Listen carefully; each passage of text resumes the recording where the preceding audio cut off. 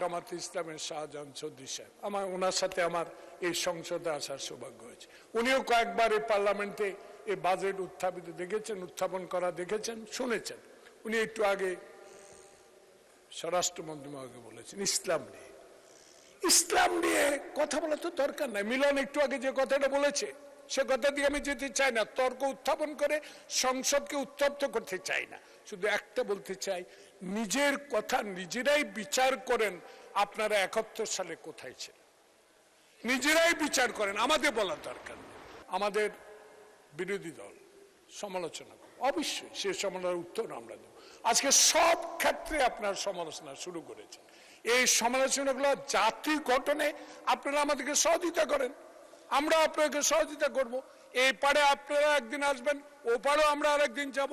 এটাই তো গণতন্ত্রের নিয়ম। কিন্তু সে গণতান্ত্রিক ভাবে সমালোচনা যদি করেন, আজকে একটু আগে আমার ভাই জামাতে ইসলামের শাহজাহান চৌধুরী সাহেব, ওনার সাথে আমার এই সংসদে আসার সৌভাগ্য হয়েছে। উনিও কয়েকবার এই পার্লামেন্টে এই বাজেট উত্থাপন করা দেখেছেন, শুনেছেন।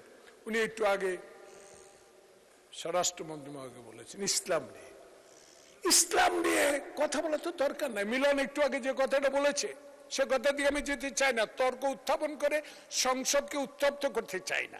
শুধু একটা বলতে চাই, নিজের কথা নিজেরাই বিচার করেন। আপনারা 71 সালে কোথায় ছিলেন নিজেরাই বিচার করেন, আমাদের বলার দরকার নেই। আপনি একটু তাকান মিরপুরের শহীদ বুদ্ধিজীবী কবরস্থানের দিকে।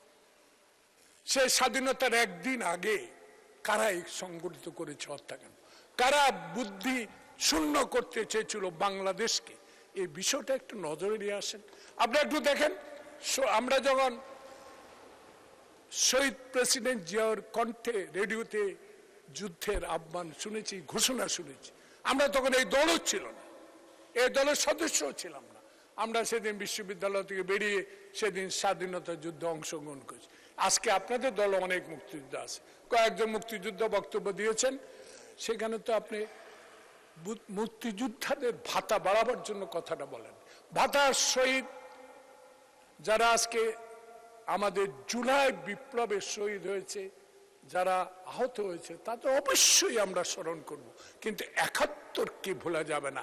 71-এর স্বাধীনতা যুদ্ধে যারা আমরা যুদ্ধ করে দেশ স্বাধীন করে আজকে মাননীয় অর্থমন্ত্রী যে বাজেট দিয়েছেন স্বাধীনতা পাওয়ার কারণে, সেই স্বাধীনতা যোদ্ধাদের প্রতি আমি মাননীয় অর্থমন্ত্রী আপনার কাছে বিনয়ের সহিত আপনার মাধ্যমে অনুরোধ করব, অন্তত মুক্তিযোদ্ধাদের ভাতাটা বাড়িয়ে দেন, যাতে বাংলাদেশে একটা স্বর্ণাক্ষরে আপনার নামটা লেখা থাকে।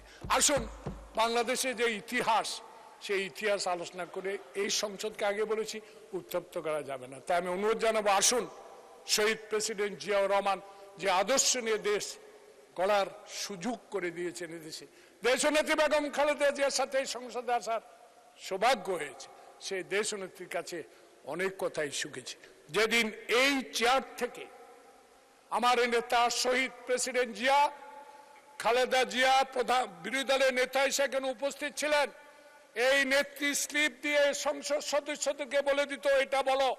আজকে 4.5 মাসে একটা প্রমাণ দিতে পারবেন আজকের সংসদে নেতা কোন এমপিকে আমাদের দলীয় স্লিপ দিয়ে বলেছে এটা বলো? তাহলে এটাই প্রমাণ হয় বাংলাদেশে গণতন্ত্রের জন্য লড়াই করেছেন শহীদ প্রেসিডেন্ট জিয়াউর রহমান। বাংলাদেশে বহুদলীয় গণতন্ত্র প্রবর্তন করেছেন শহীদ প্রেসিডেন্ট জিয়াউর রহমান।